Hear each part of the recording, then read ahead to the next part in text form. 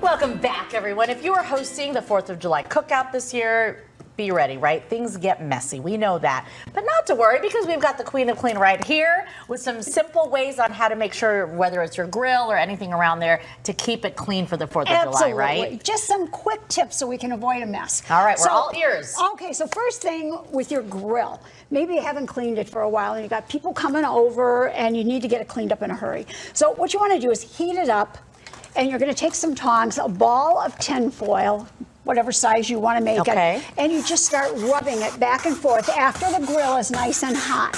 And as you go over it, all that guck and everything is going to fall down on the bottom.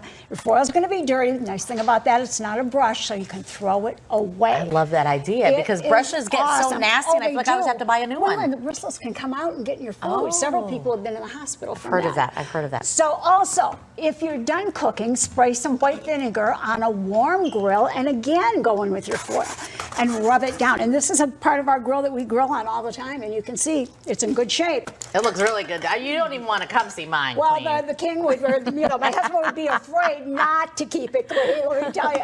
Now, ketchup, salsa, red sauce, anything like that, wing sauce. Big thing over the 4th of July. What we want to do if we have it on clothes is, first of all, we always want to work from the wrong side. Okay. We don't want to be pushing it through the fabric. We want to be pushing it out of the fabric.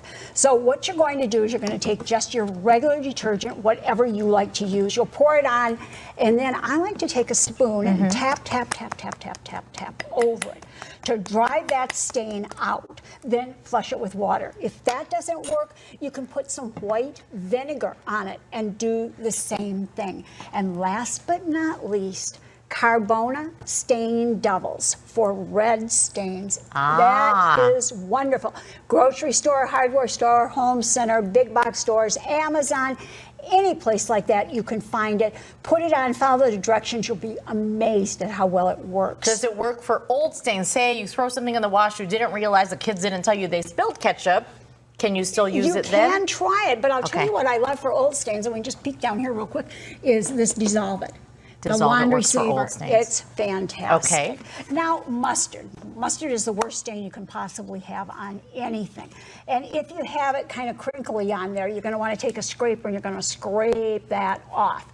Then I like to put glycerin on it because it breaks it down. Now, glycerin you can find at grocery stores, drugstores, Amazon carries it. You're going to pour it on, work it in between your fingers, let it sit for about an hour, flush it. Another thing you can use, you can try white Bright, that you find in the grocery stores too, many times on white clothes. That'll work great. And you can use bleach on whites or non-chlorine bleach, bleach being the preferred when you can. And last but not least, you're grilling, you spill oil all over the patio. What do? Sprinkle on some cornstarch or some salt. Treat it with your Dissolve It laundry saver. It works great. If that doesn't take it all off on plain concrete, oven cleaner will work too. Make sure you flush that off really, really well. Don't get it on grass or plants. To the rescue. There we the go. Queen. That's why she's called the Queen of Clean. There you go. All great ideas. I always learn something new when you're here. Thank you, Thank you so much. You're Happy welcome. 4th of July. You too, my friend.